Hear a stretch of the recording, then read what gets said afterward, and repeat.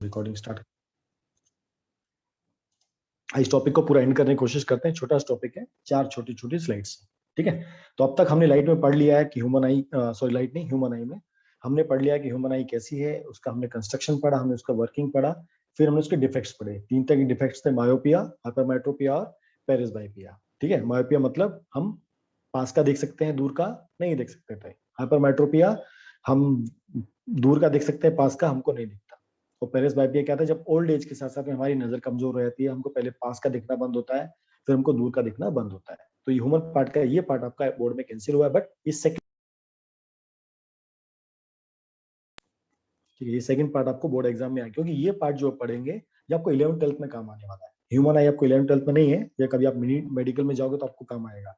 But refraction क्या होता है, ठीक है, डिस्पर्सन क्या होता है, टिंडल इफेक्ट क्या होता है, ये आपको फ्यूचर में काम आने वाला है, इसलिए इस टॉपिक को उन्होंने रखा है। ठीक है, हमने लाइट चैप्टर में क्या पढ़ा था कि जब एक ग्लास स्लैब से अगर आप एक रे पास करते थे, है ना, ग्लास स्लैब से एक रे पास करते, क्या होता था, वो अपने पाथ से डेविएट कर जाती थी। तो इंसिडेंट रे जिस पाथ से जाती थी उसको डेविएट कर जाती थी और किसी और पाथ से निकलती, उसको हम क्या कहते थे, लेटरल डिस्प्लेसमेंट उसको कहते थे। ठीक है, तो हमने पढ़ा था in a rectangular glass slab the emergent light ray, इसमें ऐसा क्यों होता था, इसके दोनों सरफेस कैसे थे, पैरेलल थे। ये ए बी सरफेस था, सॉरी ए बी सरफेस था, it is parallel to C D surface. इसलिए क्या होता था, जो लाइट ऐसे जाने वाली थी स्ट्रेट, वो रिफ्रेक्ट होके क्या होता था, वो रिफ्रेक्ट हो जाती थी। क्यों रिफ्रेक्ट होती थी, ये रेयरर से डेंसर में एंटर करती थी और डेंसर से वापस रेयरर मीडियम में एंटर करती थी। ठीक है, जब लाइट रे रेयरर टू डेंसर आता था तो बताओ क्या होता था, वो नॉर्मल के टुवर्ड जाती थी, अवे जाती थी। जब लाइट रे रेयरर मीडियम से डेंसर मीडियम में मूव करती थी तो क्या होता था, वो नॉर्मल के अवे जाती थी या टुवर्ड जाती थी, यस टुवर्ड्स, ये नॉर्मल की तरफ आती थी। तो जो इस तरफ जाने वाली थी वो इस तरफ टुवर्ड आ जाती थी नॉर्मल के साथ। फिर जैसे ये डेंसर से रेयरर आती थी तो क्या होता था, अवे फ्रॉम द नॉर्मल। तो इसलिए जो इसको ये रूट लेना चाहिए था, ये इस रूट से निकल जाती थी। तो कहीं ना कहीं देखो इसके बीच में गैप आ जाता था, ये इंसिडेंट रे थी और ये इमरजेंट रे थी, दोनों के बीच को हम क्या बोलते थे, लेटरल डिस्प्लेसमेंट। ये क्यों होता था कि जो रेक्टेंगुलर स्लैब है ये 2 पैरेलल लाइन से आपकी रे पास करते हैं, ऐसा समथिंग ऐसा, जो ऐसे जाने वाली थी वो बाहर से निकल जाती थी। ठीक है, अब हम पढ़ेंगे प्रिज्म के बारे में। ठीक है, प्रिज्म क्या होता है, एक तरह से एक सेम जैसा आपका रेक्टेंगुलर स्लैब होता है, इसमें 2 फेस क्या होते हैं, आपके ट्रायंगल होते हैं। जैसे ये वाला फेस है, इसका ट्रायंगल फेस है, और जो इस तरफ से देखोगे तो यहाँ भी एक ट्रायंगल फेस है। 3 रेक्टेंगल है, 1 रेक्टेंगल, 2 रेक्टेंगल, और नीचे वाला पार्ट, जो इसके नीचे वाला पार्ट वो भी कैसा रेक्टेंगल। इसके 5 फेस होते हैं, 3 इसमें रेक्टेंगुलर साइड्स हैं और 2 इसमें ट्रायंगुलर साइड्स हैं, और इसको बोलते हैं एंगल ऑफ द प्रिज्म। ये प्रिज्म का शेप का होता है। ठीक है, ये इसको बोलते हैं ट्रायंगुलर प्रिज्म अगर देखा जाए तो। ठीक है, ऐसा आपका रेक्टेंगुलर प्रिज्म भी हो सकता है, ऐसा समथिंग।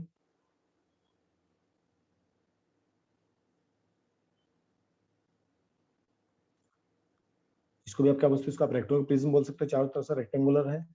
ठीक है, अब हम क्या करते हैं, अब इससे लाइट पास करने की कोशिश करते हैं, है ना, यहां से वैसे लाइट पास करने की कोशिश करेंगे और देखते हैं उससे क्या फर्क पड़ता है। ठीक है, तो the reflection of the light on passing through a glass prism is different from the glass slab. ठीक है, क्या डिफरेंस होता है, ग्लास स्लैब में क्या होता था, emergent ray is parallel to the incident ray, है ना, जो इंसिडेंट रे होती थी उसके पैरेलल क्या आ जाएगी, आपकी एमर्जेंट रे जाएगी। बट ग्लास प्रिज्म में ऐसा नहीं होता। रीजन क्या होता है, the opposite face of the glass prism are not parallel, ये पैरेलल नहीं होते, इसकी वजह से वो पैरेलल लाइन नहीं जाती है। ठीक है, अमित कहां पर डाउट है बेटा आपको। ठीक है, अब ये इसका पार्ट है, इसका पार्ट स्टडी करें, ये हम ग्लास प्रिज्म को भी पढ़ रहे हैं। ठीक है, अभी देखो ये हमारी इंसिडेंट रे है, अभी हम पढ़ना स्टार्ट करेंगे। ठीक है, अभी तो हम इसका रिफ्लेक्शन पढ़ना स्टार्ट करेंगे। ये आपकी रे आती है, समझो ए भी आपका क्या इंसिडेंट रे, ये आपकी लाइन आ गई है ऐसे। बाहर कौन सा मीडियम है, रेयरर, अंदर कौन सा है, डेंसर। हाँ, वही पढ़ रहे हैं कि लाइट कैसे डेविएट होगी, अभी वही पढ़ना स्टार्ट करेंगे। ठीक है, तो जब ए बी लाइन, अब ये ए पी क्यू क्या इसका सरफेस है, पी क्यू इसका सरफेस है, तो इसका नॉर्मल हो गया, दिस इज इट नॉर्मल, ये इसका नॉर्मल हो गया। अब लाइट क्या करेगी, बेंड टुवर्ड्स करेगी, रेयर टू कहां जा रहा है, डेंसर जा रहा है, लाइट कहां जा रही है, रेयर टू डेंसर। अब क्या होगा, कि ये जो लाइन ऐसे जानी चाहिए थी, ये बेंड टुवर्ड्स द नॉर्मल कर जाएगी। तो इस पाथ को फॉलो करें, इस पाथ को, ऐसा यहां पर। अब वापस कहा जा रही है, डेंसर टू रेयर जा रही है। अब इसका नॉर्मल क्या है, ये इसका नॉर्मल है। मैं नीचे एक बार फिर से बनाऊंगा आपको समझाने के लिए, आपसे अभी डायग्राम समझो। इसका नॉर्मल है, तो ये लाइट रे जो यहां से आई थी, अगेन अब क्या होगा, it's bend away from the normal, तो अब यहां से बाहर निकल जाएगी ऐसा। तो आप देखो, जो लाइन ऐसी जानी चाहिए थी ऐसा, रेक्टेंगुलर प्रिज्म में क्या हुआ था, रेक्टेंगुलर स्लैब में इसके पैरेलल निकली थी, पर ये पैरेलल नहीं, एक अलग डायरेक्शन में जा रही है ऐसा। तो इसको अगर पीछे हम लेके आते हैं ऐसा, तो एक एंगल बन जाता है, दिस एंगल। इस एंगल को कहते हैं एंगल ऑफ डेविएशन। वहां पर क्या होता था, वहां पर एक लेटरल डिस्प्लेसमेंट होता था। डिस्टेंस तो होता था, पर कैसा होता, लेटरल, सेम डिस्टेंस होता था। पर यहाँ पर क्या एक एंगल बनता है, इसको कहते हैं एंगल ऑफ डेविएशन। ये किस में होता है, प्रिज्म में होता है। अब देखो, मैं इसको आपको नीचे सिखाता हूँ, सेम चीज को, ठीक है। ये आपकी स्ट्रेट लाइन आई यहां से, इसने इसको कट किया, यहां से आपकी रे आ गई। अब मैं इसका पैरेलल बना देता हूँ। पैरेलल इसका ऐसे होगा, ये इसका नॉर्मल है, ठीक है। इसका क्या है, नॉर्मल। नॉर्मल ये हमारा ए है, ये हमारा बी पॉइंट हो गया। अब जो ये रे होगी वो क्या करेगी, it bend towards the normal. तो क्या होगा, जो लाइन ऐसे जाने वाला था, ये लाइन ऐसे जाने वाला था, ऐसा स्ट्रेट, ये ऐसे जाने वाला था, बट अब ऐसे नहीं जाएगा, ये थोड़ा अंदर की तरफ जाएगा ऐसा, ऐसा इधर, ऐसा थोड़ा बेंड टुवर्ड्स द नॉर्मल हो जाएगा।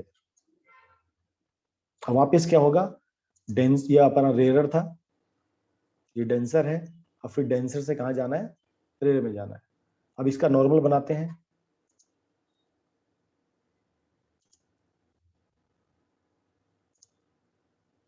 इसका ही नॉर्मल होगा इधर ऐसा।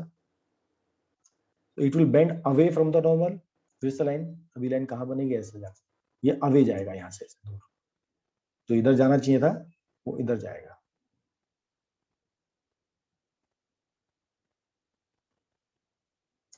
ठीक है, समथिंग ऐसा।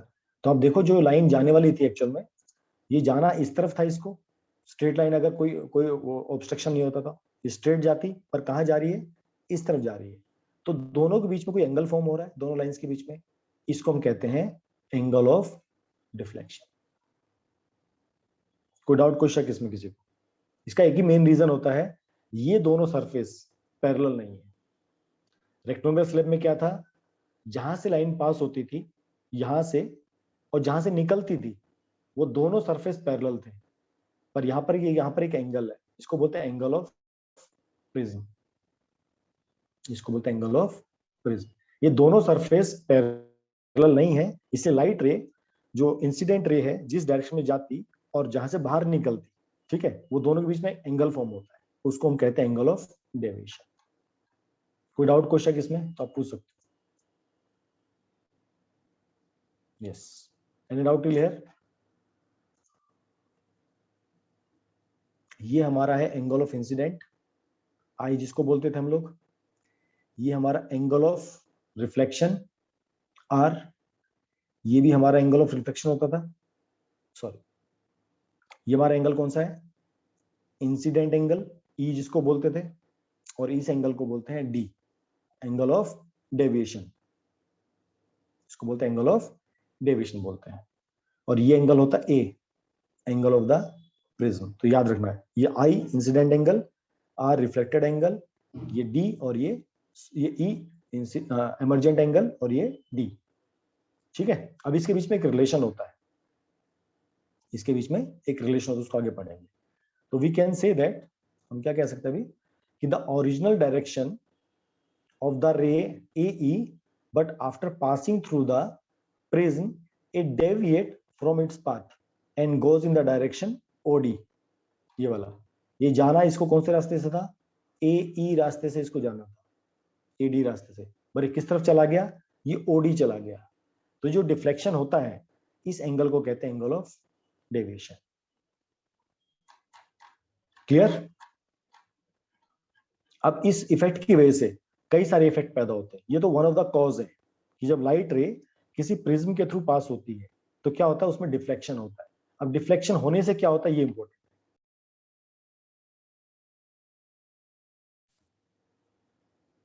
एक घंटे में 10 बजाज फाइनेंस के कॉल आ गए, ठीक है। इस प्रॉपर्टी को कहते हैं डिस्पर्शन ऑफ द लाइट। तो न्यूटन अंकल यहाँ पर भी आ गए, न्यूटन अंकल आपको हर जगह मिलेंगे, ठीक है। वो फोर्स में मिल जाते हैं, मोशन में मिल जाते हैं, तो यहाँ भी न्यूटन अंकल ने एक्सपेरिमेंट किया। तो न्यूटन अंकल एक बार एक्सपेरिमेंट करे तो उन्होंने क्या पाया कि जो ग्लास प्लेन से जब व्हाइट लाइट जाती है, पास ऑन होती है, ठीक है, वो कई सारे कलर में डिवाइड हो जाती है, स्प्लिट हो जाती है, एक स्पेक्ट्रम फॉर्म होता है, ठीक है। तो मैंने beam of white light is passed through the triangular prism, the white light split to form a band of 7 का, जो आप रेनबो में देखते हो। जब यहाँ पर एक स्क्रीन लगा दी तो व्हाइट स्क्रीन, तो क्या होता है आपको पूरा वेवगाइड दिखता है, ठीक है। अब ये क्यों होता है, इसका रीजन क्या होता है, डिस्पर्शन ऑफ द लाइट। ये लाइट अपने आप को डिस्पर्स कर लेती है, फैला देती है। अभी होता क्या उसको स्टडी करेंगे, ठीक है। यहाँ से आपकी लाइट रे आई थी, व्हाइट लाइट है ना, कोई भी व्हाइट लाइट है, यहाँ से आपकी आएगी ऐसे, ये इसमें जाएगी, और देखो यहाँ से डेविएट होना स्टार्ट होती है। कोई बता सकता है डेविएट क्यों होती है, एनी रीजन डेविएट क्यों होती है, क्या लॉजिक काम आता है यहाँ पर। यहाँ तो व्हाइट थी और यहाँ पर वो अलग अलग कलर्स में है, मालूम है ऐसा क्यों होता है। इसका मेन रीजन होता है आपका वेवलेंथ। हमने पढ़ा था ये जो 7 कलर्स होते हैं ना, सबका अपना अपना वेवलेंथ होता है, ठीक है। रेड का वेवलेंथ सबसे ज्यादा होता है, और जो वायलेट होता है उसका वेवलेंथ सबसे कम होता है, लेमडा, इसका वेवलेंथ सबसे कम होता है, रेड का वेवलेंथ सबसे ज्यादा होता है। हमने क्या पढ़ा था रिफ्रैक्टिव इंडेक्स में, n equal to C upon mu, frequency पढ़ा था लाइट में, जब हमने लाइट चैप्टर पर रिफ्रैक्शन पढ़ा था, n equal to C upon mu, mu मतलब फ्रीक्वेंसी। अगर रेड का वेवलेंथ ज्यादा है तो रेड का फ्रीक्वेंसी सबसे कम होगा, सबसे कम होगा, और वायलेट का फ्रीक्वेंसी, वायलेट का फ्रीक्वेंसी सबसे ज्यादा होगा। अब समझो अगर इसका वेवलेंथ, रेड का वेवलेंथ अगर कम है, अगर इसका वेवलेंथ कम है तो इंडेक्स ज्यादा होगा नहीं होगा। ये लॉजिक समझने की कोशिश करो, ठीक है। हमारा फॉर्मूला क्या है, n is directly proportional to the frequency. तो अगर मेरा फ्रीक्वेंसी कम है, इसका मतलब रिफ्रैक्टिव इंडेक्स ज्यादा है, इसका मतलब रेड कलर को रिफ्रैक्टिव इंडेक्स ज्यादा मिलेगा एज कंपेयर टू वॉयलेट, क्योंकि वॉयलेट का फ्रीक्वेंसी ये आपका रेड हो गया, ये आपका वॉयलेट के रिफ्लेक्टिव इंडेक्स आपको ज्यादा है, इसका मतलब ये कम हो जाएगा। तो अगर रिफ्रैक्टिव इंडेक्स कम है, अगर रिफ्रैक्टिव इंडेक्स कम है किसके लिए, वॉयलेट के लिए, तो मैक्सिमम डेविएट होती है। वो जैसे यहां पर आएगी ना वॉयलेट वाली लाइन, जैसे व्हाइट लाइन है, यहां से क्या होता है स्प्लिट होना स्टार्ट होता है। क्यों, ये जा रही है रेयरर से डेंसर में, लाइट व्हाइट लाइट कहाँ जा रही है, रेयरर मीडियम से डेंसर मीडियम में। तो वो क्या करती है, अब सारे कलर्स का अपना अपना वेवलेंथ है, सारे कलर्स का अपना अपना फ्रीक्वेंसी है, इसकी वजह से क्या होता है सब कलर्स अलग अलग, रिफ्रैक्टिव इंडेक्स सबको अलग अलग मिलेगा ग्लास में। ये ग्लास है ना, तो इस ग्लास में हर कलर अलग अलग, मतलब डेविएशन बहुत हल्का, ये नहीं बहुत बड़ा डिफरेंस होता है। ग्लास का कितना होता है 1.5 मैंने पढ़ा ना, रिफ्रैक्टिव इंडेक्स कितना होता है 1.5। तो हर एक को जो कलर्स हैं सबको थोड़ा थोड़ा सा डेविएशन मिलेगा। तो सबसे ज्यादा डेविएशन किसको मिलता है, वॉयलेट को मिलता है, इसलिए सबसे ज्यादा डेविएट होता है। क्यों, उसका फ्रीक्वेंसी सबसे ज्यादा है, क्यों, उसका वेवलेंथ सबसे कम है, इसलिए डेविएशन होता है। रेड का वेवलेंथ सबसे ज्यादा है, उसका फ्रीक्वेंसी सबसे कम है, इसलिए उसका रिफ्रैक्टिव इंडेक्स सबसे ज्यादा है। जिसका रिफ्रैक्टिव इंडेक्स सबसे ज्यादा है तो सबसे कम डेविएट होता है। और ये जो बीच वाले कलर हैं सब अपने अपने, सबकी वेवलेंथ अलग है, सबका स्पीड अलग रहेगा, इसलिए सबका डेविएशन अलग रहता है। इसलिए जब व्हाइट लाइट इससे टकराती है तो डिफरेंट डिफरेंट सेवल कलर्स में डिस्पर्स होके हमको यहाँ पर पूरा बैंड मिलता है। क्या लॉजिक क्लियर सबको, ये कंसेप्ट आपको पकड़ना है। कोई डाउट हो तो प्लीज पूछ सकते हो अभी भी, any doubt please reply. Important क्या है, फ्रीक्वेंसी, फ्रीक्वेंसी से क्या पता लगता है, यानी वेवलेंथ, उससे फ्रीक्वेंसी, ओके सॉरी। उससे वो किससे कनेक्ट होता है, रिफ्रैक्टिव इंडेक्स। ये रिलेशन याद रखना कि वेवलेंथ जिसका ज्यादा होगा उसका फ्रीक्वेंसी कम होगा, उसका रिफ्रैक्टिव इंडेक्स ज्यादा होगा। रिफ्रैक्टिव इंडेक्स ज्यादा होगा मतलब डेविएशन लेस होगा। ये रिलेशन अगर आपको याद हो तो आप इस चीज को समझ जाओगे, इस कंसेप्ट को। वेवलेंथ ज्यादा, फ्रीक्वेंसी कम, फ्रीक्वेंसी कम, रिफ्रैक्टिव इंडेक्स ज्यादा, रिफ्रैक्टिव इंडेक्स ज्यादा मतलब डेविएशन कम। ठीक है, अब इसको थ्योरी पार्ट भी कंप्लीट कर लेते हैं इसका। Okay, yes. The dispersion of the white light occur because colors of white light travel at different speed through the glass prism. तो जो हमने स्पीड की बात किया, जो रिफ्रैक्टिव इंडेक्स से हमारा क्या पता लगता है, हमको स्पीड पता लगता है, फ्रीक्वेंसी मतलब the amount of refraction depend on the speed of the color lights in the glass. The red color has maximum speed, जिसको हमने रिफ्रैक्टिव इंडेक्स की बात किया है. So red is deviated the least, उसका स्पीड सबसे ज्यादा होता है रेड का, इसलिए सबसे कम डेविएशन उसमें होता है।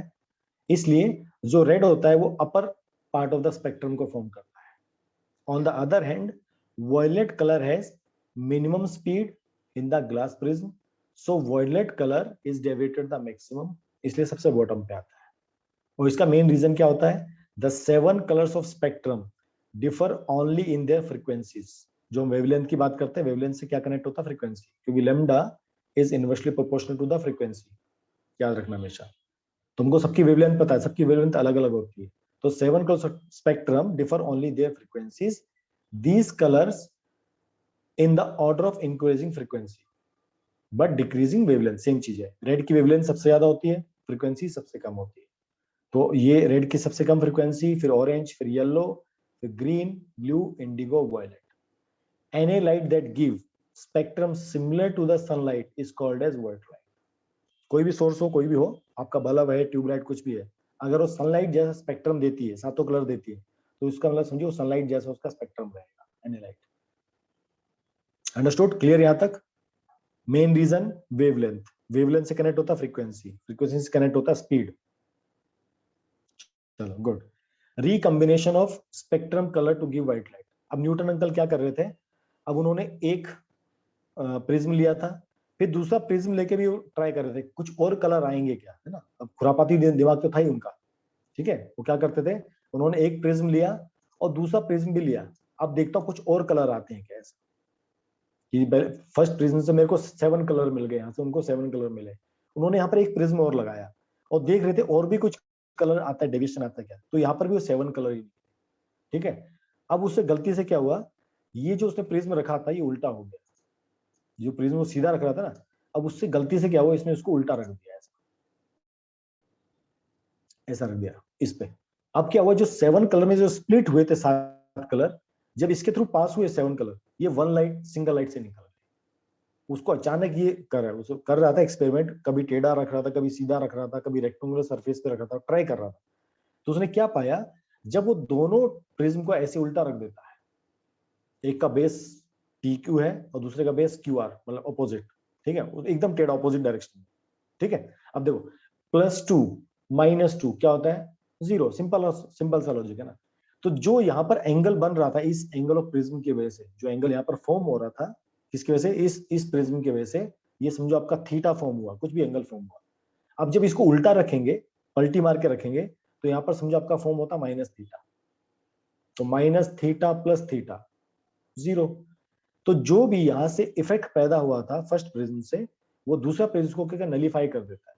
तो यहाँ से अगर व्हाइट लाइट आपकी एंटर करती है, यहाँ पर आपका स्पेक्ट्रम फॉर्म होता था, अगर आप सेकंड प्रिज्म आ गया तो फिर से क्या होगा, वापिस एक व्हाइट लाइट बन जाएगी जब इसको स्क्रीन पर। तो इसको बोलते हैं रिकम्बिनेशन ऑफ स्पेक्ट्रम कलर, ठीक है। अभी हमने क्या पढ़ा था, लाइट स्पेक्ट्रम होता है, ठीक है। तो न्यूटन ने इसका रिवर्स भी ऑब्जर्व किया, जो आपको मैंने बताया, ठीक है। The 7 coloured light of the spectrum can be recombined to give back white light. तो आपको 2 प्रिज्म लेने हैं, एक को सीधा रखना है, एक को उल्टा रखना है। अब इस पोजीशन में रख के अगर लाइट सोर्स करोगे तो आपको दिखाई देगा कि आपको व्हाइट लाइट मिल जाता है। कोई डाउट इसमें, एनी डाउट यहां तक?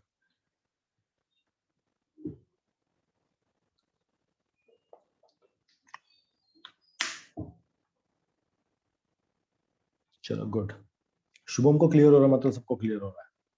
विशाल जी आप भी रिप्लाई कर दिया करो, मिस्टर विशाल कोठारी। ठीक है, अब न्यूटन अंकल ने इसको कैसे रिप्लाई किया उसका थ्योरी पढ़ लेते हैं। The first glass prism PQR disperse white light into 7 colors.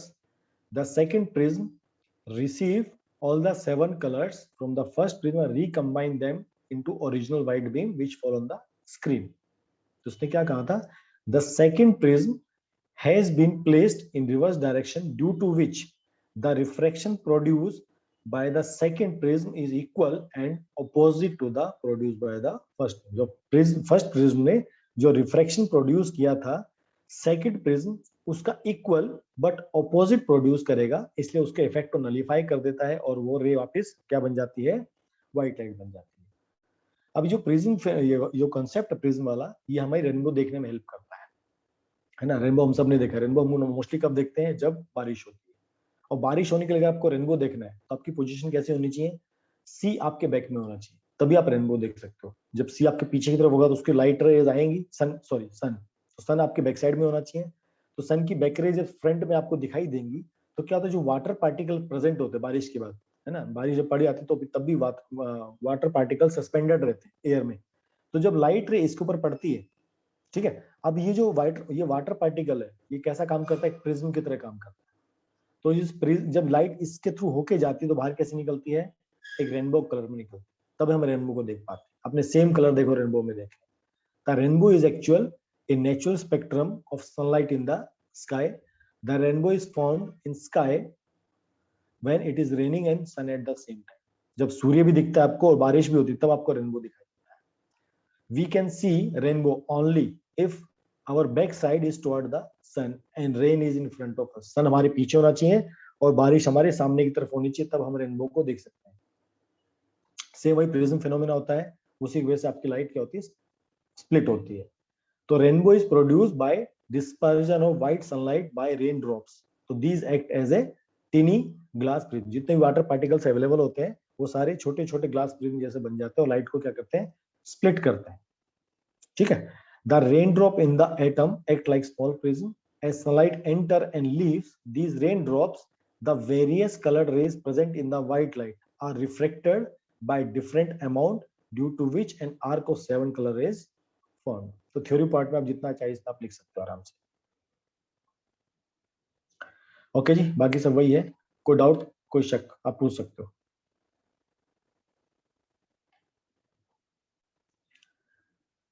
Clear sir, why the rainbow is always C shaped. अच्छा जी, आपको धरती कैसी दिखाई देती है, गोलम गोल। आपको सामने स्काई कैसा दिखाई देता है, गोलम गोल दिखता है, इसलिए आपको गोलम गोल दिखाई देता है। वैसे अर्थ, अर्थ आपकी कैसी है, फ्लैट है ना। कितने लोग कहते हैं अर्थ फ्लैट है, शास्त्र तो कहता है अर्थ फ्लैट है, ये गोल नहीं है, ये गोल नहीं है, ये शास्त्र कहता है। कभी डिटेल में कभी मेरे को मौका मिलेगा तुमको समझाऊंगा, आज नहीं, आज वो अलग दिन है। ठीक है, तो अर्थ गोल होती है इसलिए हमको यहाँ पर एक रेनबो दिखाई देता है, पर यूनिवर्स ऐसा नहीं है जैसे हमको साइंटिस्ट लोग बताते हैं, अर्थ वैसी नहीं है जैसे हमको दिखाया जाता है।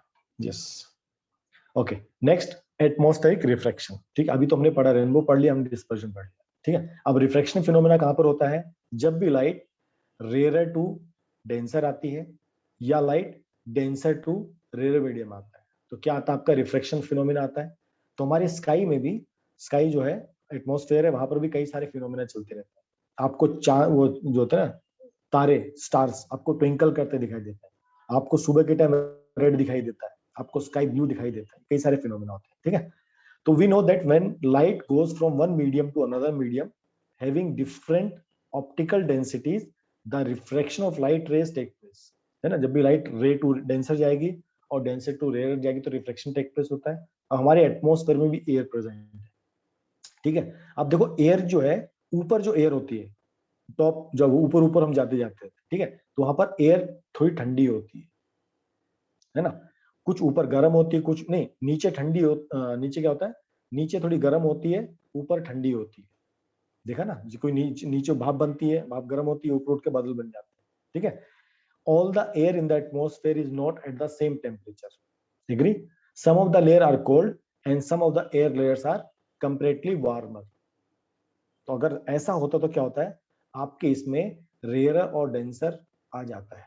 तो एयर दो मीडियम में होगी, एयर में भी रेयर मीडियम है और एयर भी डेंस हो गई। तो air will be dense air also and air will be, जैसे आप ह्यूमिडिटी कॉन्सेप्ट आप पढ़ते हो, ह्यूमिडिटी में क्या होता है आपका, मतलब वाटर पार्टिकल्स एयर में कितने प्रेजेंट रहते हैं, तो डेंस एयर हो जाती है।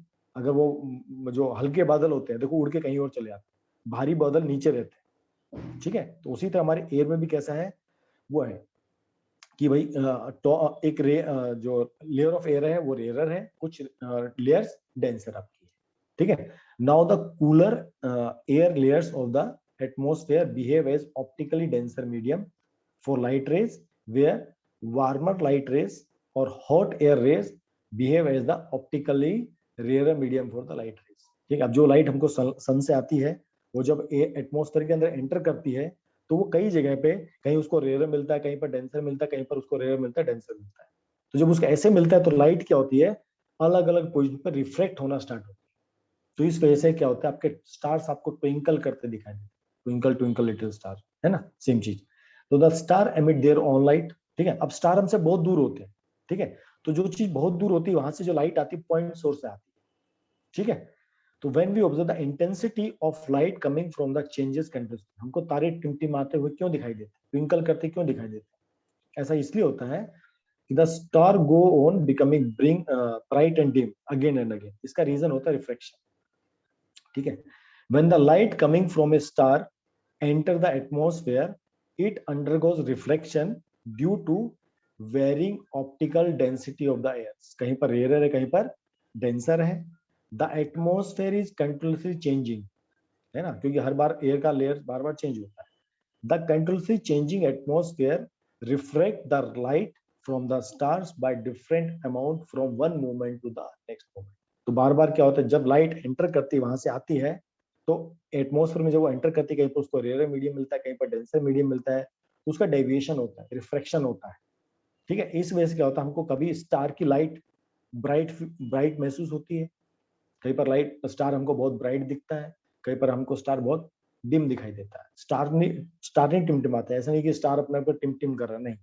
हमारे एटमोस्फेयर की वजह से हमको दिखाई देता है, कभी स्टार बहुत ब्राइट है, कभी स्टार बहुत डिम है। क्यों, अगर एटमोस्फेयर नहीं होगा, अगर हमारे एयर में एटमोस्फेयर नहीं होगा, तो पहली बात तो हम ही नहीं होंगे स्टार्स देखने के लिए, ठीक है। और मान लो किसी तरीके से हम हो भी जाए, मान लो सिलेंडर लगा, ठीक है, तो हमको स्टार ट्विंकलिंग करते कभी दिखाई नहीं देंगे। हमारे एटमोस्फेयर की वजह से हमको स्टार्स कैसे होते हैं, अपीयर होते हैं, वो होते नहीं है, ट्विंकलिंग नहीं करते हैं, but appear to twinkle at the night. Understood? कोई डाउट इसमें तो आप पूछ सकते हो, तो ये क्वेश्चंस आपको एक्चुअल में आते हैं एग्जाम 1 मार्क्स के, स्टार ट्विंकल क्यों करते हैं, ठीक है। ये सब आपको इसलिए डिटेल में पढ़ना जरूरी है। आपको मैं जितना थ्योरी पार्ट दूंगा उतना आपके लिए सफिशिएंट, ठीक है। अब स्टार तो ट्विंकल करते हैं नाइट को, बट प्लांट्स क्यों नहीं करते हैं, जो बड़े बड़े प्लैनेट्स होते हैं वो क्यों नहीं ट्विंकल करते हैं, वो इसलिए नहीं करते हैं, हमारे स्टार जो होते हैं वो पॉइंट सोर्स होते हैं, बहुत बहुत छोटे पॉइंट, बहुत दूर है, डिस्टेंस बहुत दूर है, तो जब वहां से लाइट रे आती है, वो पॉइंट सोर्स बन जाता है। लेकिन जो प्लैनेट्स हैं वो हमारे बहुत नियर है, ये फार पॉइंट है, बहुत दूर से आते हैं, ये बहुत नियर पॉइंट है प्लैनेट्स, ठीक है। तो प्लैनेट से जो लाइट सोर्स आता है वो रिफ्लेक्टेड होके आता है। हाँ, प्लांट्स वो रिफ्लेक्ट करते हैं, राइट, वो सन की लाइट को रिफ्लेक्ट करते हैं, तुमको रिफ्लेक्शन ही दिखाई देता है, ठीक है। अब जो प्लैनेट्स होते हैं, इनका साइज हमको बड़ा दिखता है, अरे हाँ बाबा, वही तो आपको बता रहा हूँ मैं कि ये रिफ्लेक्ट करते हैं, ठीक है। अब यहाँ से जो लाइट आती है ना, वो एज ए पैरेलल आती है, कई सारी रेज आती है, कई सारे स्टार, एक सिंगल स्टार में क्या होता है, ये बहुत दूर से आती है, इसलिए एक सिंगल पॉइंट हमको दिखता है कि वो एक सिंगल लाइट सोर्स से लाइट आ रही है, सिंगल पॉइंट से, ठीक है। इसलिए कभी ये पॉइंट हमको दिखता है, कभी बंद हो जाता है, कभी दिखता है, कभी बंद हो जाता है, इसलिए स्टार हमको ट्विंकल करता दिखाई देता है, ठीक है। क्योंकि कहीं वो ज्यादा डेंस हो गया तो उसको डिम हो जाएगा, है ना, वो रेयर मीडियम में पहुंचा एयर तो ब्राइट हो जाएगा। पर प्लैनेट्स में कैसा होता है, जो प्लैनेट को हम, जो यहाँ से रेज आती है, रिफ्लेक्ट होकर जो रेज आती है, वो एज ए पैरेलल कॉम्बिनेशन आती है। अब क्या होता है, किसी जगह हमको ये वाला लेयर दिख रहा है, ठीक है, कई बार हमको ये वाला रे दिख गया, कई बार हमको ये वाला दिख गया, कई बार ये मिस हो गया, ये वाला दिख गया, ये मिस हो गया। तो क्या होता है कि ओवरऑल देखेंगे तो इसलिए हमको एक ये लाइट पूरे बैंड में आती है, तो इसमें से कोई लाइट रे हमको नहीं दिखेगी, कोई हमको दिखेगी, ठीक है। इसलिए वो दिखते हैं, वो ट्विंकलिंग करते नहीं दिखाई देते, कोई ना कोई पॉइंट सोर्स हमको दिखेगा। जैसे समझो ये पॉइंट सोर्स है, ये वाला पॉइंट है, ये हमको कंटिन्यूसली दिख रहा है, इसका मतलब हमको स्टार प्लैनेट वैसे ही वैसे दिखाई देगा, ठीक है। The star appear very very small to us because they are very far, so star can be considered as point source of light. The continuously changing atmosphere is able to cause twinkling of the light. On the other hand, the planets appear to very big for us क्योंकि they are very nearer to the earth, ठीक है। तो we can consider the planet as a collection of very very large number of point source। ये single point source नहीं होता, ठीक है। हाँ तो वही तो बता रहे हैं आपको, पूरा दिखता है बच्चा। तो हाँ तो मॉर्निंग में देख सकते हैं ना आप, पर जब पूरा सूर्य निकल जाता है, देखो हमको हम दिन में स्टार क्यों नहीं देख पाते हैं, क्योंकि उनका जो पॉइंट सोर्स होता है वो बहुत धीमा पड़ जाता है सन की रेज के मुकाबले, ठीक है। पर जो अपना वीनस है, अब देखो सुबह सुबह आप इसको देख सकते हो, लेकिन जब पूरे दिन में आप कभी भी नहीं देख सकते। अब बहुत क्लियर स्काई हो तब आपको चांद भी दिखता है, देखने को तो आपको चांद भी दिखाई देता है दिन में अगर हम देखना चाहें तो। बट वो कब होता है, जब हम अगर उस टाइम जो मून है अगर उस सन के आसपास की ट्रेजेक्टरी में एकदम पास में, तो आप देखो मून को भी देख सकते हो। सन दूसरी तरफ है, मून दूसरी तरफ, आप देख सकते हो आराम से, क्योंकि उनका रिफ्लेक्शन दिखाई देगा ना, इसलिए आप वीनस को आप सुबह सुबह देख सकते हो जब सनलाइट आती है। तो यहाँ पर देखो क्या बताया गया है कि प्लैनेट्स ट्विंकल क्यों नहीं करते। प्लैनेट्स कंटिन्यूस दिखाई देता है, आपको कभी दिखाई दिया अभी वीनस दिख रहा है मेरे को, एक सेकंड में नहीं दिखा, अब दिख रहा है, अब नहीं दिख रहा, अब दिख रहा, अब नहीं दिख रहा, ऐसा कभी भी नहीं होता। वो कंटिन्यूसली आपको दिखाई देता है। आपको चंदा मामा कंटिन्यूसली दिखाई देते हैं, क्यों दिखाई देते हैं, क्योंकि जो लाइट सोर्स आता है वो कंटिन्यूस आता है, पैरेलल आता है। तो हो सकता है कोई लाइट का पार्ट, जैसे कई सारी रेज आएंगी, मैनी लेयर्स आती है, मैनी रेज आती है, ठीक है। तो हो सकता है कोई उसमें से रेयर में जा रही, कोई डेंसर में जा रही, तो जो आपकी रेयर वाली आपको कंटिन्यूस दिखाई देती है। तो planet can be considered as a collection of very large point source of light. The dimming effect produced by some of the light source of one part of the planet is nullified by the brighter effect part, ठीक है। तो कुछ part बहुत bright होते हैं, कुछ part बहुत dim होते हैं। तो अगर ओवरऑल इफेक्ट आप देखोगे तो आपको पूरा प्लेनेट आपको दिखाई देगा। जितना आपको मून दिखाई देता है चमकता, उतना आपको बाकी कोई और प्लेनेट आपको दिखाई नहीं देता है। ये तो एग्री करते हो सब लोग, जबकि मून के पास अपना खुद का लाइट नहीं अगर देखा जाए, ओके। तो brightness of the planet will always remain the same and it does not twinkle. ये आपको थ्योरी पार्ट में एक एक दो दो नंबर में आएगा क्वेश्चन, याद रखना। यहां तक क्लियर, आगे चले। आज हम ये टॉपिक एंड करेंगे, एक स्लाइड और बाकी।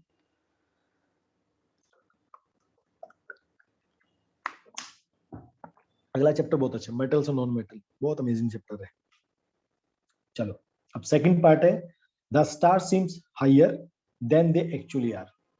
हमने पढ़ा था रिफ्लेक्शन में, कॉन्सेप्ट पढ़ा था, ये हमारा स्विमिंग पूल होता था, यहाँ पर हमें कॉइन डालते थे।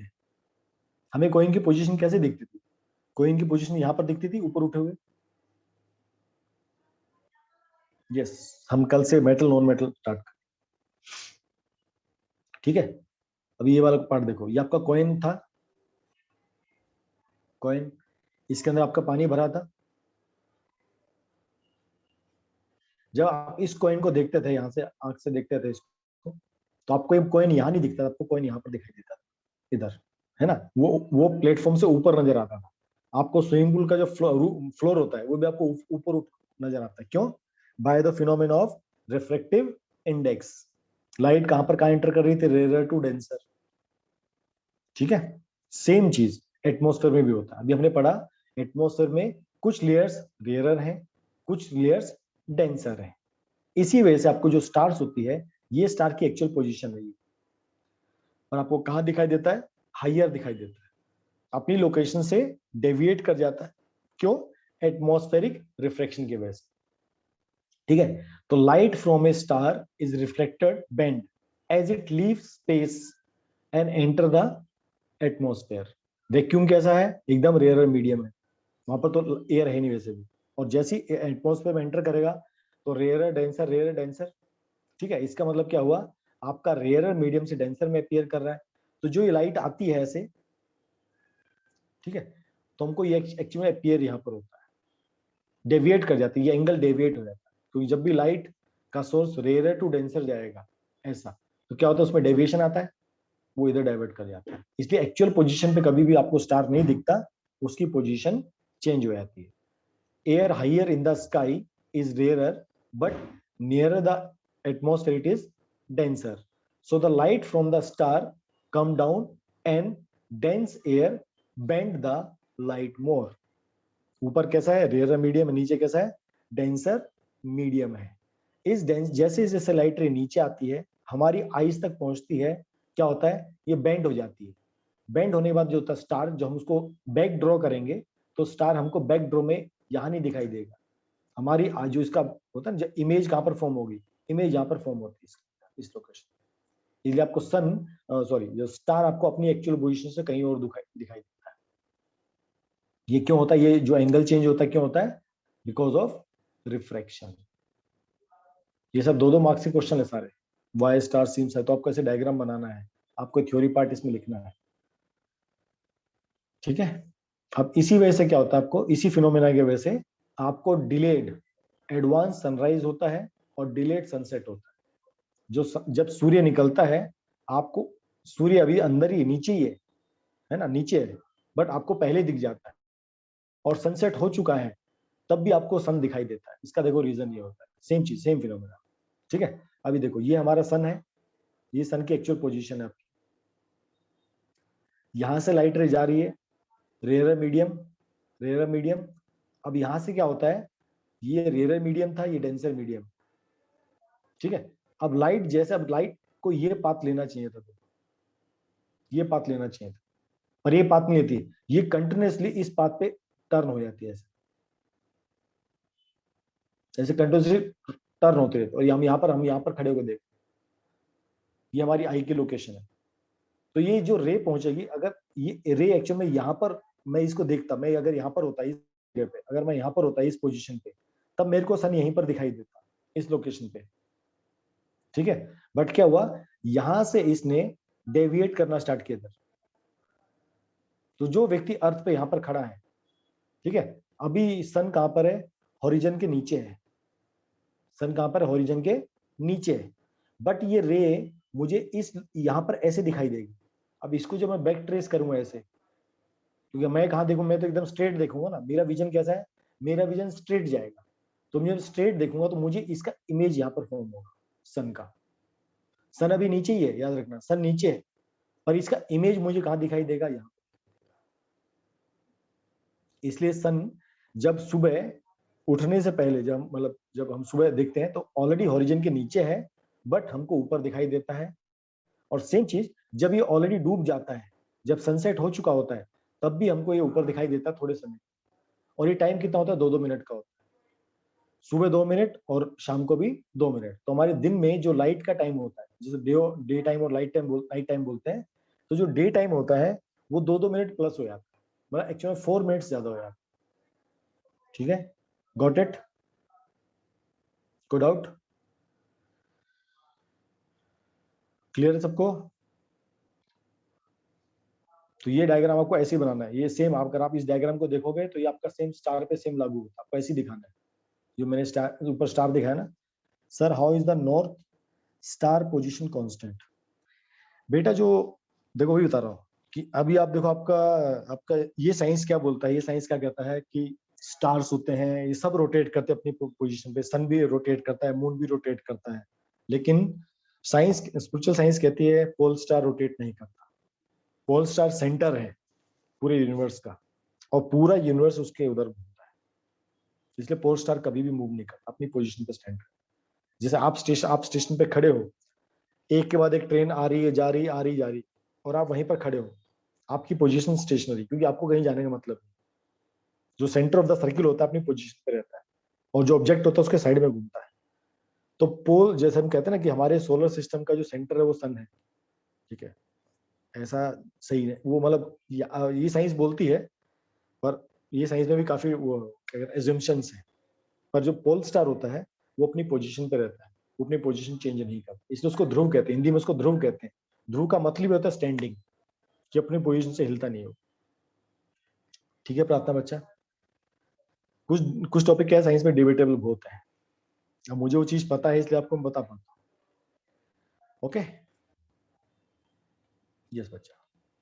तो सेम वही चीज है, मैंने आपको वहां पर डायग्राम के फॉर्म में दिखा दिया है, तो आपको ये डायग्राम ऐसे बनाना आना चाहिए।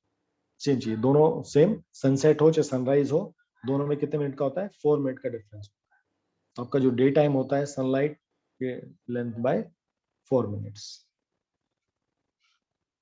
चलो क्लियर, तो आगे चले next part, last part of the this chapter, scattering of the light. Yes, चलो गुड। देखो जी, हमने 9th क्लास में टिंडल इफेक्ट पढ़ा था, किसी को याद है टिंडल इफेक्ट क्या होता है? Can you remember 9th class में आप लोगों ने पढ़ा था टिंडल इफेक्ट, आपने पढ़ा था सॉल्यूशंस, आपने पढ़ा था सस्पेंशंस, आपने पढ़ा था कोलाइडल सब्सटेंस। एकदम सही बात, एकदम अनुष्का ने सही बताया, scattering of the light beam.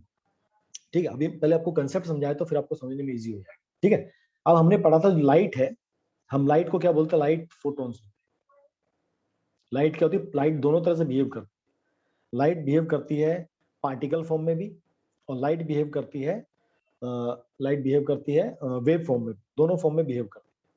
ठीक है, अभी लॉजिकली सोचो, देखो यहाँ पर एक बड़ा पत्थर है, यहां से एक छोटा पत्थर उसको अगर हिट करेगा तो क्या होगा, ये पत्थर डेविएट हो जाएगा इस तरफ, छोटा पत्थर। बड़ा पत्थर हो सकता है थोड़ा डेविएट हो, थोड़ा हिल डुल सकता है। एग्री? दोनों अगर पत्थर बड़े हो तो ये दोनों इक्वल डिस्टेंस पे डेविएट होंगे, ये इधर भी दोनों में डेविएशन आएगा। अगर अब ये पत्थर बहुत बड़ा हो तो, और ये छोटा हो तो इसमें डेविएशन ज्यादा आएगा, इसमें डेविएशन कम आएगा, है ना? लॉजिक है ना? अगर छोटी चीज बड़ी चीज से टकराएगी तो नुकसान किसको होता है, छोटे वाली चीज को होता है। सेम होता है स्कैटरिंग ऑफ द लाइट। आपका लाइट क्या है, एक तरह से फोटॉन्स है, पार्टिकल है। तो ये पार्टिकल एटमॉस्फेयर में एंटर करते हैं, तो एटमॉस्फेयर में क्या क्या है, डस्ट है, बिल्कुल है, डस्ट पार्टिकल्स है, वाटर मॉलिक्यूल्स है, बिल्कुल है, एयर मॉलिक्यूल्स है, बिल्कुल है। तो जब सनलाइट एयर के एटमॉस्फेयर में एंटर करती है, उसको कई सारी चीजें मिलती है, दोस्त मिलते हैं, डस्ट मिलता है, वाटर मिलता है, एयर मिलता है। अब देखो इन सब का पार्टिकल साइज अलग अलग होता है, इन सब का पार्टिकल साइज अलग अलग होता है। और हमने पढ़ा था जो व्हाइट लाइट है उसमें 7 कलर्स हैं। ठीक है, 7 कलर का 7 वेवलेंथ है, सबका वेवलेंथ अलग अलग है। उसी तरह डस्ट का वेवलेंथ अलग है, वाटर पार्टिकल का वेवलेंथ अलग है, और एयर में ऑक्सीजन भी है, नाइट्रोजन भी है, कई सारी गैसेस हैं, और सबके पार्टिकल्स के वेवलेंथ भी अलग अलग होता है। तो जो ये वेवलेंथ का डिफरेंशिएशन है कि भाई किसी का वेवलेंथ छोटा है, किसी का वेवलेंथ बड़ा है, वही बात है कि छोटे पत्थर ने बड़े पत्थर को मारा, है ना? अब जब लाइट ट्रेवल करके आती है दूर से, समझो ये आपका पार्टिकल है, ये अगर आपकी लाइट बहुत छोटी है, पतली सी एकदम छोटी सी है, इसको मारेगी तो क्या कोई इफेक्ट होगा? ज्यादा इफेक्ट नहीं होगा। और अगर ये लाइट बड़ी है और इसको टकराएगी, इफेक्ट होगा, डेफिनेटली इफेक्ट होगा। इसी को बोलते हैं स्कैटरिंग ऑफ द लाइट। अब लाइट के अंदर व्हाइट लाइट केवल एक लाइट नहीं होती, इसके अंदर 7 कलर्स ट्रेवल करते हैं, और सबकी वेवलेंथ अलग होती है। तो जब ये चलते हैं, जब एटमॉस्फेयर में एंटर करते हैं, तो क्या होता है, ये टकराते हैं, डस्ट से टकराते हैं, वाटर से टकराते हैं, एयर से टकराते हैं।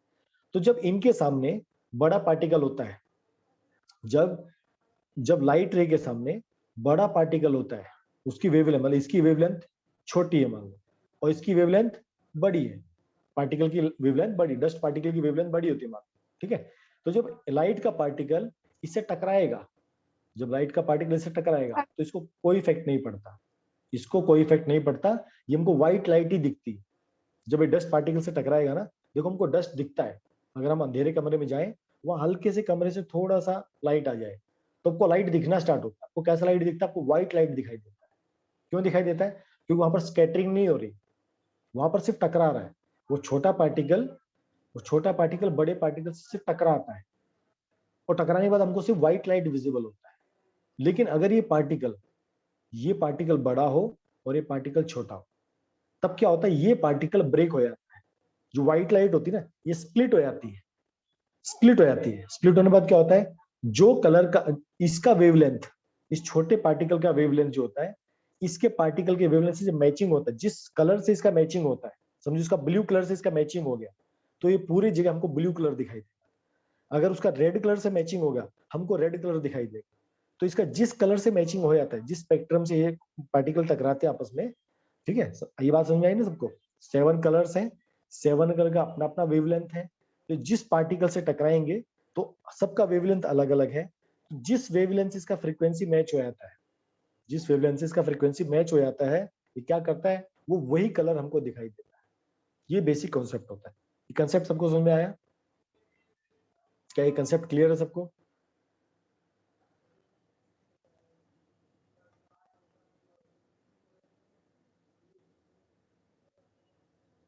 Yes, very good.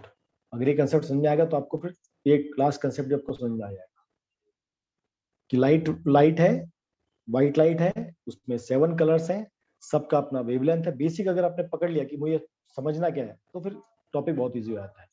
तो सबका अपना अपना वेवलेंथ है। यही वेवलेंथ जब सामने वाले पार्टिकल से टकराएगा उसका जो वेवलेंथ होगा उसके ऊपर डिपेंड करता है। तो light is scattered when it fall on the various suspended particles in the path depending on the size of the particle, depending on the size of the particle the scattering can be white light भी हो सकती है, और colored light, white भी हो सकता है, blue भी हो सकता है, जो कलर का रहेगा मैचिंग है।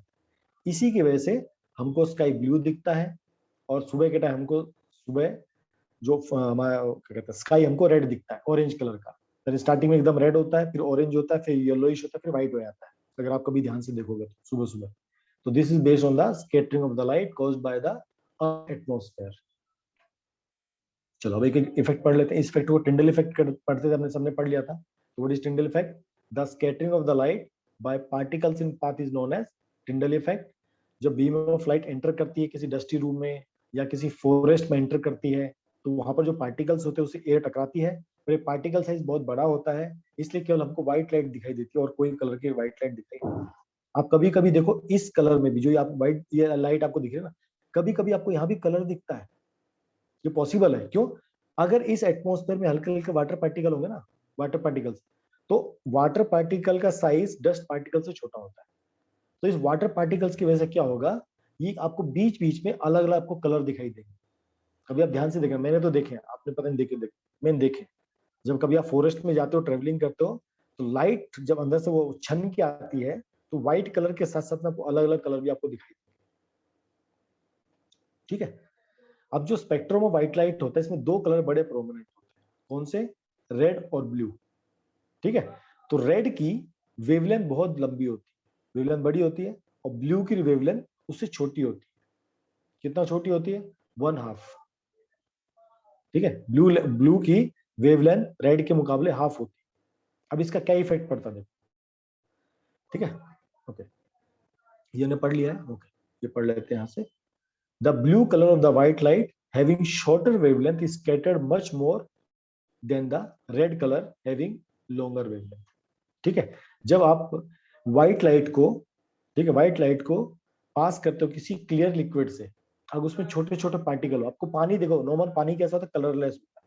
लेकिन पानी भी आपको कई बार कैसा दिखता है? ब्लूइश दिखता है। क्यों दिखता है? जो वाटर पार्टिकल्स होते हैं अगर उसमें थोड़े भी सस्पेंडेड पार्टिकल्स होंगे कोई, तो उन सस्पेंडेड पार्टिकल्स की वजह से, उन सस्पेंडेड पार्टिकल्स की वजह से क्या होता है, जो लाइट रे है उसमें से ब्लू कलर स्कैटर्ड हो जाता है, और हमको इसलिए पूरा, आपको समुद्र कई बार आपको ब्लू ब्लू दिखाई देता है। क्यों दिखाई देता है? अगर उसमें थोड़े सस्पेंडेड पार्टिकल होंगे तो, because blue light has shorted wavelength, wavelength छोटा होता है, इसलिए जल्दी स्कैटर्ड हो जाता है, जल्दी फैल जाता है। On the other hand red light has longer wavelength, it is not scattered much, इसलिए पानी का आपको कलर ब्लू दिखाई देता है, इसीलिए आपको स्काई का कलर भी आपको ब्लू दिखाई देता है। ठीक है। The blue light present in sunlight is scattered 10 times more than the red light. 2 light बहुत प्रोमिनेंट, रेड और ब्लू। ठीक है। इसलिए आपको ब्लू लाइट, आसमान हमको नीला इसलिए दिखता है क्योंकि उसका जो स्पेक्ट्रम है या स्कैटरिंग है वो 10 टाइम्स मोर है रेड लाइट से। ठीक है। यहाँ पर देखो क्या क्या लिखा है। The color of the scattered light depend on the size of the scattering particles. The Earth atmosphere has a many particles, dust, water, molecules of the air, nitrogen, oxygen सब रहता है. When the light coming from the sun strike the particles present in the atmosphere, then what happened to the light depend on its wavelength and size of the particle it hit, वो जिस particle को hit करेगी उसके size के ऊपर बहुत कुछ depend करता है।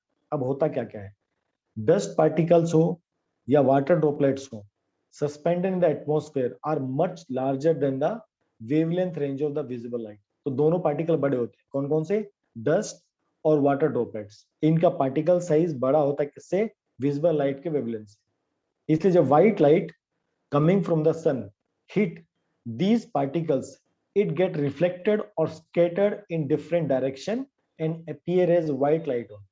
तो ये पार्टिकल साइज बड़ा होता है डस्ट और वाटर का, इसलिए इसमें ज्यादा स्कैटरिंग नहीं होती है, सिर्फ ये रिफ्लेक्ट हो जाती है और रिफ्लेक्ट होकर सिर्फ आपको व्हाइट लाइट दिखेगी। लेकिन जो एयर में आपके जो वाटर नाइट्रोजन पार्टिकल्स हैं, ऑक्सीजन पार्टिकल्स हैं, ठीक है, ये स्मॉलर वेवलेंथ है, ये छोटे होते हैं किससे, विजिबल लाइट के वेवलेंथ से।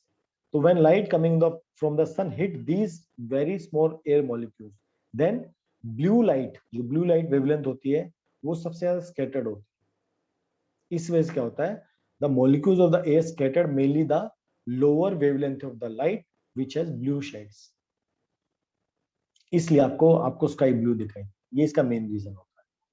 अंडरस्टूड? कोई डाउट हो तो पूछ सकते हो। आपने स्काई में देखो सारे कलर देखे, रेड भी आपने देखा है, ऑरेंज भी देखा आपने, येलो भी देखा, व्हाइट भी देखा, ब्लू भी देखा। बाकी उसके बाद आप बाकी आप ज्यादा कलर देखते हो ना, मैं वोलेट कभी कभी नहीं देखा। हाँ, अगर बहुत घना काला हो, आप ब्लैकिश देखते हो, ब्लैक देख लो, तो वोलेट भी आप देख लेते हो कई बार जब बहुत ज्यादा डेंस हो जाता है। ठीक है, ओके, ये 5 मिनट और बचे फिर टॉपिक ओवर हो जाएगा। अब देखो एटमॉस्फेयर में और क्या लिखा है, the shorter wavelength of the blue light is scattered all around the sky by air molecule। अब देखो एयर हर जगह प्रेजेंट है, एयर मॉलिक्यूल्स हर जगह प्रेजेंट है, इसलिए मैक्सिमम स्कैटरिंग जो होती है ब्लू लाइट की होती है, इसलिए हमको हर जगह ब्लू लाइट दिखाई। तो whichever direction we look, some of the scattered blue light enter our eyes, so blue light from the everywhere is overhead, the sky look blue। अब ये तो होता है दिन, ठीक है, तो आपका स्काई आपको कैसा दिखता है, आपको ब्लू दिखाई देता है। और क्या होता है, और क्या लिखा है, most of the blue light remain unscattered due to which the composition of sunlight remain unaltered. ठीक है, अब जो लाइट आती है, ठीक है, अब जो ये पूरा जो स्पेक्ट्रम है उसमें से थोड़ा सा ब्लू लाइट ही आपका स्कैटर्ड होता है, सारा स्कैटर्ड नहीं होता। इसलिए आप अगर एटमॉस्फेयर पे अगर आप कभी लाइट स्पेक्ट्रम करोगे प्रिज्म को, आप जो प्रिज्म एक्सपेरिमेंट करते हो कहाँ पर आप करते हो, धरती पे करते हो ना, तो धरती पे आप करते हो, ऐसा नहीं होता कि ब्लू लाइट ऊपर एटमॉस्फेयर में रह गए, नीचे कुछ नहीं मिला, नीचे भी सब रहता है। तो वो थोड़ा सा पोर्शन ही वहां पर स्कैटर्ड होता है, बाकी पोर्शन नीचे आपको मिल जाता है। Because of this direct sunlight coming through the blue sky still appear to be white. इसलिए आपको जो पूरा लाइट आता है आपको सिर्फ स्काई ब्लू दिखाई देता है, लेकिन जो नीचे लाइट आ रही है आपके पास आपको कैसी दिखाई देती है, आपको व्हाइट दिखाई देती है। ठीक है, अगर एटमॉस्फेयर ना हो तो, if earth has no atmosphere, तो हमको स्काई कैसा दिखाई देगा, डार्क ब्लैक दिखाई देगा। जैसे आप जो एस्ट्रोनॉट कहते हैं, जो एस्ट्रोनॉट स्पेस में जाते हैं आपको ब्लैक दिखाई देता है, क्यों ब्लैक दिखाई देता है, एटमॉस्फेयर नहीं, जब एटमॉस्फेयर नहीं है तो आपको रिफ्लेक्शन नजर नहीं आएगा। ठीक है, ओके, अब यही रीजन होता है आपका, बस टॉपिक खत्म हो गया। यही रीजन होता है आपका, सन आपको सुबह सुबह रेड दिखाई देता है और सनराइज पे और सनसेट, इसका सेम रीजन होता है। देखो क्या रीजन होता है, जब सुबह सुबह, जब समझो आपका सन का पोजीशन ये है, यहां से जब आपकी सनरेज आती है, ठीक है, और जब तक हम तक पहुंचती है ये लेंथ ज्यादा है, this length is more and this length is less, छोटा है। तो जब ये लाइट रेज हमारी आई में एंटर करती है तो क्या होता है, ब्लू लाइट जो होती है वो रास्ते में स्कैटर्ड हो जाती है, रास्ते में वो निपट जाती है, हमको दिखाई नहीं देती। ठीक है, और कौन सी लाइट हमको दिखाई देती है, रेड लाइट, क्योंकि रेड की वेवलेंथ ज्यादा है। ठीक है, इसलिए सुबह के टाइम क्या होता है, सुबह और रात शाम के टाइम, ठीक है, ये इसको ज्यादा डिस्टेंस ट्रेवल करना पड़ता है, ये डिस्टेंस ज्यादा होता है। ठीक है, तो इस रास्ते तक आते आते, यहाँ तक आते आते क्या होता है, आपका ब्लू लाइट थक जाती है, भाई मैं थक गई, मैं ज्यादा नहीं चल सकती, उसका स्कैटरिंग कम होता है, उसका स्कैटरिंग जल्दी खत्म हो जाता है। पर रेड लाइट का स्पेक्ट्रिंग लंबा रहता है, वेवलेंथ लंबी होती है, इसलिए दूर तक जाती है, दूर तक दिखाई देती है। इसलिए आपके जो ट्रैफिक सिग्नल्स होते हैं, आपकी रेलवे सिग्नल जो होते हैं, रेड क्यों बनते हैं, इसलिए क्योंकि इसके वेवलेंथ लंबा होता है, सबसे बड़ा होता है, इसका स्कैटरिंग कम होता है। जब इसका स्कैटरिंग कम होता है तो दूर लंबा डिस्टेंस ट्रेवल कर पाते हैं। याद रखना हमेशा, जिसका वेवलेंथ ज्यादा है उसका स्कैटरिंग कम होगा। जब स्कैटरिंग कम होगा आप उसको बहुत दूर से देख सकते हो, फार विजन, आप बहुत दूर से उसको देख सकते हो। और जिसका वेवलेंथ छोटा होता है उसका स्कैटरिंग ज्यादा होता है एटमॉस्फेयर में, एटमॉस्फेयर की बात कर रहा हूँ मैं, ठीक है, एटमॉस्फेयर की बात कर रहा हूँ, एटमॉस्फेयर उसका स्कैटरिंग ज्यादा होगा, ठीक है। इसलिए आप देखो रेड लाइट आपके सिग्नल्स पे लगी हो ताकि आप दूर से रेड लाइट कम, इस वजह से आपको सुबह जो आपका एटमॉस्फेयर होता है वो आपको दिखाई देता है, कैसा, रेड आपको दिखाई। इसके लिए एक छोटा सा सेटअप है जो हम लास्ट सेटअप, बस लास्ट है, इसका टॉपिक कवर करेंगे, ठीक है। ये आपको एक्चुअली में एनसीईआरटी में है, हमको समझना है स्कैटरिंग ऑफ लाइट हम कैसे देखते हैं, ठीक है। हमने सबसे पहले एक लाइट सोर्स लिया छोटा सा, ये हमने सेटअप बनाया, लाइट सोर्स है, कोई भी लाइट सोर्स होता है लाइट का। यहाँ पर हमने एक लेंस लगाया, लेंस लगाने का फायदा क्या होगा, ये रेज कैसी हो जाएंगी, पैरेलल हो जाएंगी, ठीक है। अभी यहाँ पर पानी केवल सिंपल पानी, नॉर्मल पानी जिसमें कोई भी इंप्योरिटीज नहीं, एकदम प्योर वाटर है, ठीक है। तो जब इससे आप लाइट रे आप पास करोगे तो क्या होगा, इसके अंदर से आपको लाइट दिखाई देगी। लाइट हमको पानी ब्लू कब दिखता है, जब उसमें कुछ सस्पेंडेड पार्टिकल्स, माना ट्रू सॉल्यूशन होता है, ट्रू सॉल्यूशन लाइट एकदम पास हो जाएगी। आपने यहाँ पर फिर से एक छोटा सा इसको स्लिट कर दिया, बीच में से लाइट रे ट्रेवल करेगी। यहाँ पर आपने फिर से एक लेंस लगा दिया और यहाँ पर आप स्क्रीन पे देखोगे आपको इनिशियली यहाँ पर व्हाइट दिखाई, व्हाइट लाइट इनिशियली स्टार्टिंग में, ठीक है। अब आपको क्या करना है, अब इसका मतलब ये हुआ कि अगर नॉर्मल नॉर्मल वाटर है, प्योर वाटर है, उसमें से लाइट स्कैटरिंग नहीं होगी और आपको लाइट कैसा दिखाई देगा, आपको व्हाइट दिखाई देगा। हमने इसमें क्या किया, हमने इसमें कुछ मिक्स कर दिया। हमने इसमें क्या मिक्स कर दिया, हमने इसमें थोड़ा सा सोडियम थायोसल्फाइड मिक्स कर दिया इस वाटर में, ठीक है। और थोड़ा सा क्या मिला दिया, 1-2 ml कंसंट्रेटेड सल्फ्यूरिक एसिड मिला दिया इस वाटर। अब इससे क्या होगा, very fine particles of sulphur begin to form in the water. अभी तक पानी एकदम प्योर था, हमने उसमें सोडियम थायोसल्फाइड मिला दिया, थोड़ा सल्फ्यूरिक एसिड मिला दिया, क्या होगा, थोड़े थोड़े से मिनी मिनी पार्टिकल्स फॉर्म होना स्टार्ट हो, और पानी को कैसा बना देंगे, थोड़ा कोलाइडल सॉल्यूशन बना देंगे। इसका मतलब क्या होगा, टिंडल इफेक्ट आएगा। तो इसकी वजह से क्या होता है सॉरी,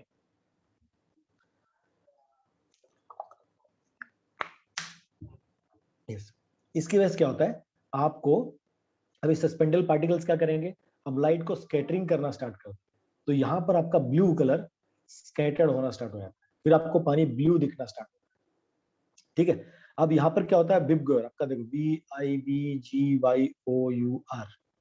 आप देखोगे ये ब्लू लाइट अगर स्कैटर्ड हो रहा है, इसका मतलब ये पोर्शन, लगभग ये पोर्शन आपका यहाँ पानी में खत्म हो जाता है, VIB, विबग्योर, इंडिगो, ब्लू, ये सब इसमें एक ही कलर, बस उसमें सबसे प्रोमिनेंट कौन दिखाई देगा, ब्लू दिखाई देता है। अब धीरे धीरे क्या होता है, वो बाकी कलर भी साथ छोड़ देते हैं, ये सब कलर छोड़ देते हैं, लास्ट में केवल आपका रेड कलर बचता है, जब आपका एक्सपेरिमेंट है, ठीक है। तो इससे आप बता सकते हो कि स्काई ब्लू क्यों होता है। स्काई ब्लू इसलिए होता है, एटमॉस्फेयर में जो एयर पार्टिकल्स होते हैं वो क्या करते हैं, ब्लू लाइट को स्कैटर्ड करते हैं, ठीक है। ब्लू लाइट जब स्कैटर्ड होता है, हमको स्काई कैसा दिखता है, ब्लू। और अगर ब्लू लाइट जब स्कैटरिंग होता है, अगर V निकल गया, I निकल गया, BYOU निकल गया, ये सब रास्ते में छूट जाते हैं, सबसे लास्ट में कौन बचता है, R बचता है, रेड। इसलिए आपको सन सुबह सुबह आपको, हाँ ठीक है, यू हटा दे भाई, कितना परेशान मत हो अखिलेश भाई, ठीक है। तो सबसे बड़ा वेवलेंथ कौन सा होता है, रेड होता है, इसलिए हमको क्या दिखाई देता है, रेड दिखाई देता है। ओके जी, इसमें इतना ही है, कुछ पूछना है इसमें तो आप पूछ सकते हो, तब आपके मैं डाउट्स ले सकता हूँ। एनी डाउट क्लियर, अरे क्लास खत्म होते होते तो 8-9 गायब हो गए। Any doubt till here, no doubt, तो chapter is over I think. आपको मैं भेज देता हूँ शीट वगैरह, आपको इजी रहेगा थ्योरी पार्ट लिखने में। चलो गिव अटेंडेंस फटाफट, थैंक यू वेरी मच, आप सबका बहुत बहुत धन्यवाद। यस, जिसका अटेंडेंस हो गया please. Sir is a laser light relate with it, laser light बेटा अलग कॉन्सेप्ट है, जिसमें आप उसको पर्टिकुलर, आप उसमें लेंस यूज करते हो फोकस करने के लिए। जो लाइट सोर्स होता है आपके, जैसे टॉर्च होती है, टॉर्च, कुछ टॉर्च कैसी होती है, एकदम सीधी लाइट उनकी जाती है, सेम वही कॉन्सेप्ट है, वहां पर लेंस काम आता है। ठीक है my dear Prashant Patil, okay, चलो थैंक यू।